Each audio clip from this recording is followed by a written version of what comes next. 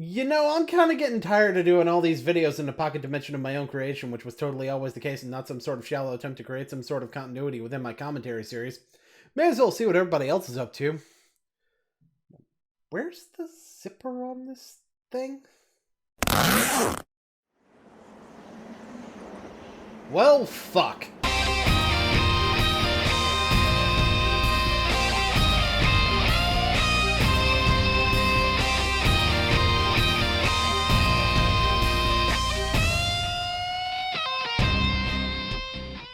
Guess Zumpy Dumpy went and blew up the damn place. Ah, well, since everyone's dead, I may as well commentate on a wrestling video again. Nobody left to hate me for having a different opinion from them, after all. Ladies and gentlemen, allow me to introduce TNA General, all caps. A guy who prefers TNA over WWE, which I honestly don't have a big problem with. I see no reason to have a big problem with it. After all, you're allowed to like what you like, and TNA does some things right that I don't feel like WWE does right. On the same token, WWE gets some things right that TNA doesn't, mostly due to the fact that they aren't booked by Vince Russo in his crazy phase, but that's a story for another time.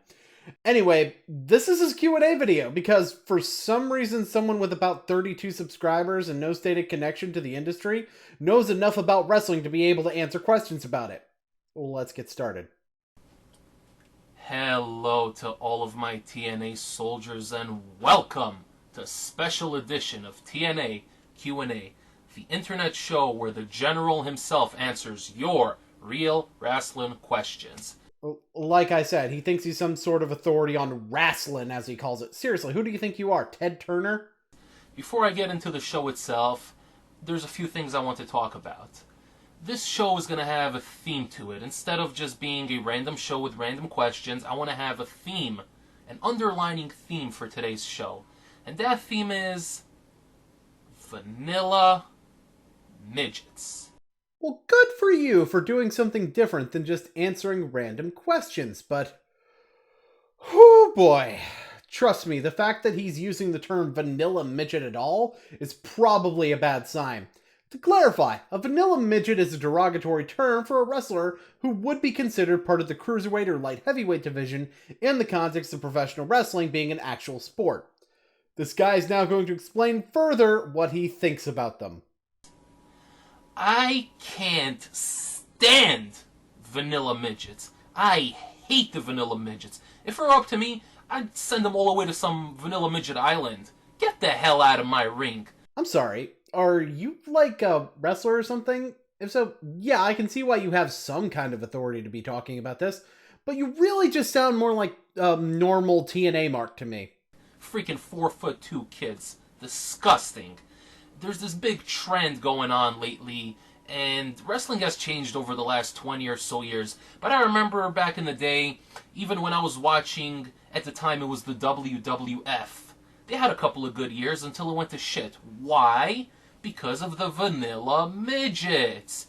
Actually, it was mostly because Vince McMahon doesn't know how to book good wrestlers when he doesn't have any real competition. Go on, I'm listening. People don't understand what constitutes a good wrestling show. It's got to have wrestling, it's got to have entertainment, it's got to have character development, it's got to progress storylines, and it's got to give you hooks. These are essentials, essential basics to create a good wrestling show.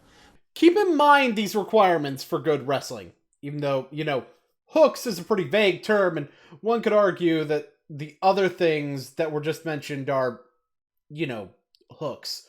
But still, keep all this in mind. When you turn on something like NXT Vanilla Midget Wrestling, what do you see? What storylines are developing? There are no storylines. So I shouldn't be able to explain that Samoa Joe, Sami Zayn, and Baron Corbin all felt like they deserved a shot at the NXT Championship, resulting in a triple threat match that ended under questionable circumstances, but General Manager William Regal decided to make a 2 out of 3 falls match between Samoa Joe and Sami Zayn to determine the number 1 contender, resulting in Baron Corbin becoming angry with the General Manager and attacking the debuting Austin Aries, who Regal was incredibly proud to have signed, thus resulting in a match at NXT TakeOver Dallas between Aries and Corbin due to the bad blood. Yeah, there's no story being told there at all. I tried watching that shit a couple of times. People are telling me, oh, General, you gotta watch NXT, you gotta watch NXT. Why the hell do I have to watch your vanilla midgets?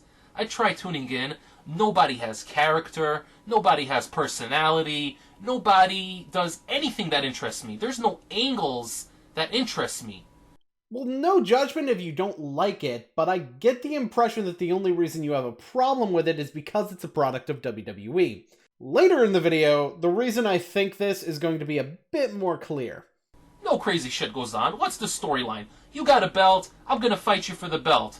We're now locked in a clash. That is NXT Vanilla Midget Wrestling in a nutshell. Even though, I just described a feud that has very little to do with a title. Also, titles are catalysts for feuds in wrestling. That's kind of the entire reason they exist. Sorry if there were no swerves that literally made zero sense in the few episodes that you watched, but honestly, a lot of episodes of Impact don't have shocking twists in all the storylines either. I don't care about Shinsuke Nukumaru, freaking sushi chef from Japan. Go back to Japan. The only good thing that ever came out of Japan is anime. I could just call you racist for that, but yeah, there's a reason that a lot of guys wind up going to Japan and becoming more popular because of it. Like Brock Lesnar, or Hulk Hogan back in the day, or Giant Bernard, better known as Albert, or Lord Tensai, or someone else that I can't seem to think of the name of right now. I'm sure it'll come to me. Fucking Japanese wrestling. I'm gonna watch that vanilla midget crap. Get the hell out of here, boy. Disgusting. What else have we got? We got Ring of Honor. I don't even watch Ring of Honor. Fuck, why would I watch that garbage? The only good thing to ever come out of Ring of Honor was Maria. I am in love with Maria. If you ask me, that's the true miracle of TNA Impact Professional Wrestling. Not Mike Bennett, but Maria. That ass is miraculous. Maria actually came from WWE first, but since you've decided the Ring of Honor alumni aren't worth a shit, I guess we just need to get rid of the Hardys, the American Wolves, and the aforementioned Mike Bennett too, huh? Hasn't TNA lost enough talent lately? That's what the general says. So back to the little history lesson I'm giving here. Back in the day, you had real men like Hulk Hogan, The Rock, Macho Man Randy Savage, Andre the Giant, Mankind, Kane, The Undertaker. Real men! Not vanilla midgets. Guys, I'm still here. Just keep these people in mind. Trust me, it's about to come up. A couple of guys like doing the flips and flops. I have no issue with that. But they gotta know their place. You're not gonna have somebody like Neville who looks like a freaking elf from Lord of the Rings. You're not gonna have freaking Neville come out and challenge for the main belt. No, I'll just save it for the end. That's not right. The fact that they had Rey Mysterio as a champion, ridiculous. Ridiculous. He's like yay big. I could literally step on that motherfucker and crush him and send him packing back to Mexico. You seem to not know what the word literally means. Also, Rey Mysterio was pretty much only given the title because Eddie died and Rey was more over than Chavo was. And if anybody wants to defend Rey's reign further than that, then, go for it. I don't entirely disagree with you. But, wait, you keep talking about high flyers as though all the guys on NXT are high flyers, which Samoa Joe and Baron Corbin up until his debut at WrestleMania on the main roster, and the Revival. And it's ridiculous. I'm so sick of the vanilla midgets. So back then, they at least knew their place. They knew, okay, we have a belt, the vanilla midget belt, and we're fighting for the vanilla midget belt. They never dreamed of fighting for the world heavyweight title. It's ridiculous. We have really sunk. Well, we haven't, because we watch TNA. TNA's fucking awesome. I love total nonstop action, global force, worldwide impact professional wrestling. With an absurdly long name that I feel the need to frequently say the full name of instead of just calling it TNA or Impact like an actual human being would talk. Also, cruiserweights not winning the world title, but what about Matt Hardy? Granted, not as much of a high flyer as his brother, but he's still got a more airborne arsenal than everyone you mentioned outside of Randy Savage. For that matter, what about Jeff Hardy? True, last time he won the world title was in 2012, but it's easier to chalk that up to his proven record as an inconsistent performer as opposed to his high-flying nature. Or for that matter, what about... Where we have real men like Bram, EC3, and Odarg the Great! And here's why I touch a bit on TNA getting some things right that WWE gets wrong. When EC3 was in WWE as Derek Bateman, I loved the guy's personality and I wished I got to see more of his in-ring ability to make a judgment. Of course, he may have been kept out of the ring because he wasn't very good at the time, but that's a whole different story.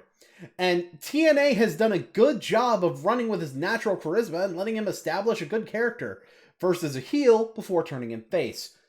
That being said, isn't Bram's character just that he's a hooligan who likes to fight?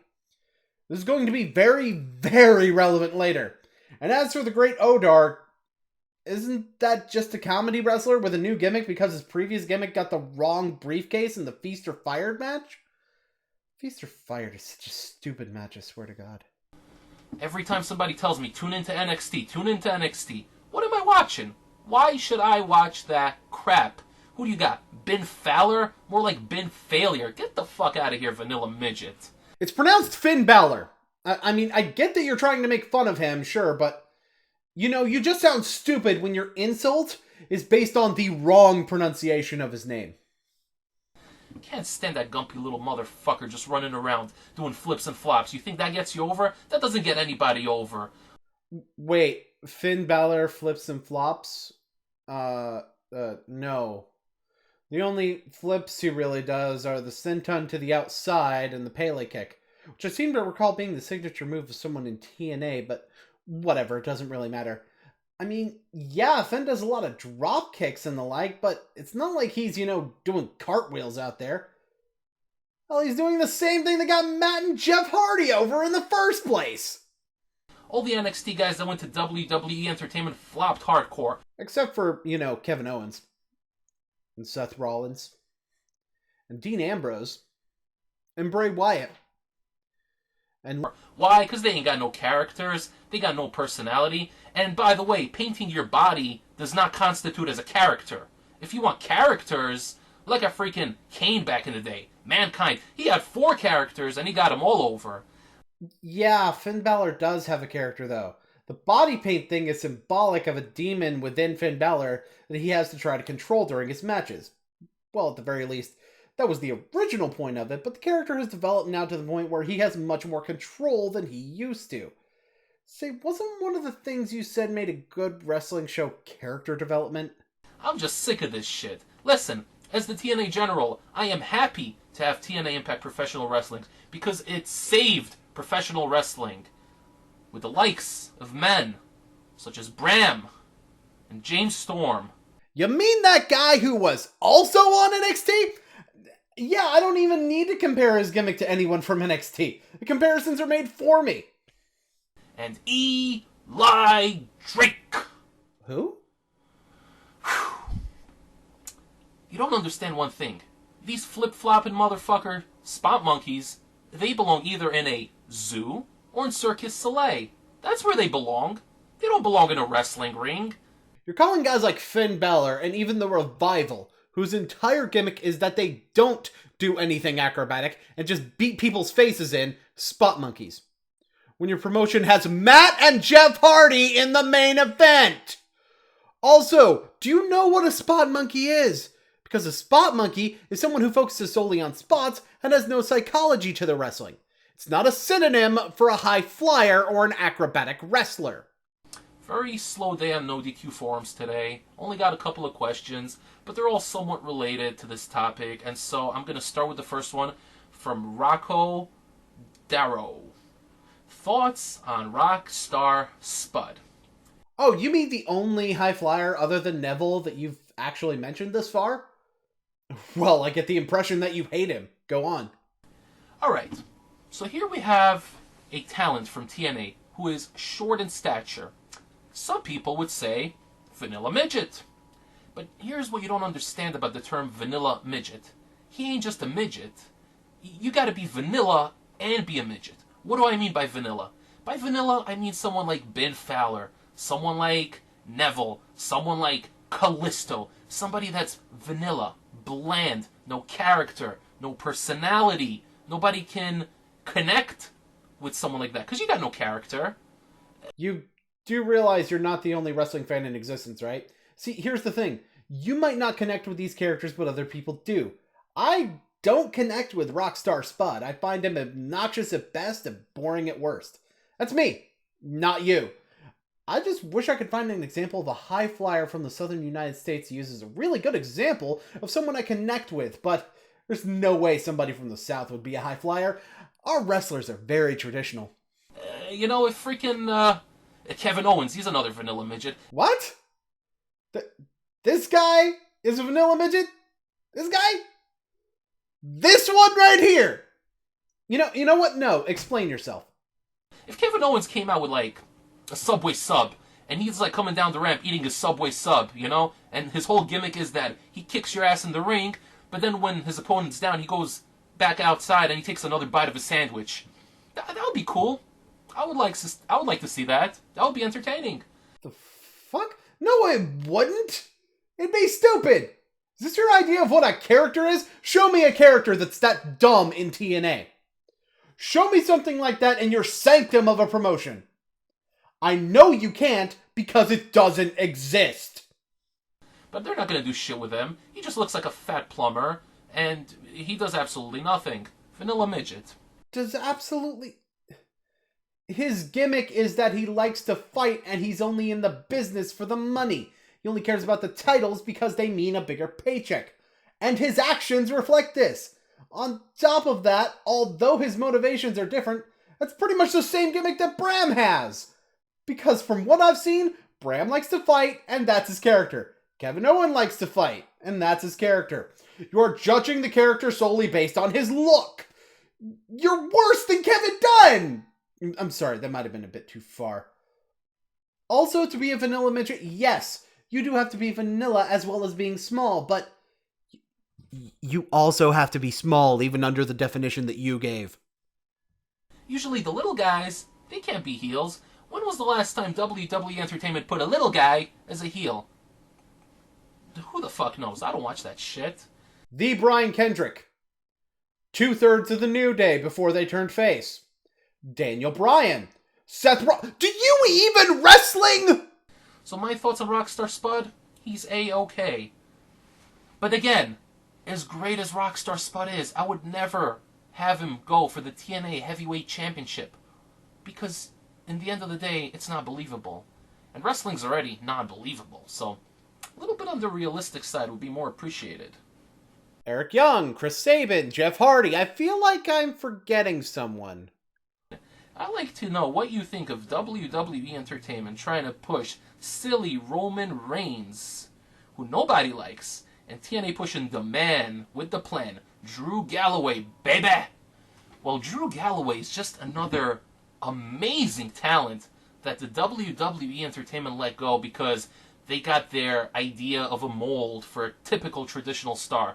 Someone bland and boring with no personality like Roman Reigns. Hey, he ain't a midget, but he's vanilla as fuck. I don't want to watch that motherfucker. He's boring as shit. Get the fuck off the TV screen. Actually, the issue seemed to be that the crowd didn't react to him well. I really didn't like his character in WWE, but his entrance music was great. As for Roman Reigns being vanilla, you haven't seen him on NXT as a heel. A lot of actual WWE fans agree that what should happen with Roman Reigns to get him over is to turn him heel and let him cut loose and be himself. But I do agree with you that Roman Reigns' initial push coming way too strong for the fans to accept is hurting him in the long term. Because we all know TNA's popping on Pop TV. What's Pop TV? Hey, isn't that the network the TNA is on since they broke their agreement with Spike? Also, that pun was lame. Question from Chad Miller. Why do WWE fanboys think Kevin Owens looks like a real fighter? Because in their skewed and obscured perception, they try to relate to the talent that they see on TV. So when they see a fat ass like Kevin Owens, who's a vanilla midget, who has no charisma, no character, no personality, they can relate to that, because they're couch potatoes themselves. Or it could be because his character is that he's a prize fighter. In other words, someone who fights for money. Didn't you say that Mankind was a real man earlier in this video? A guy known for being a 1 in a million talent who didn't look like he had an athletic bone in his body? Your argument is invalid.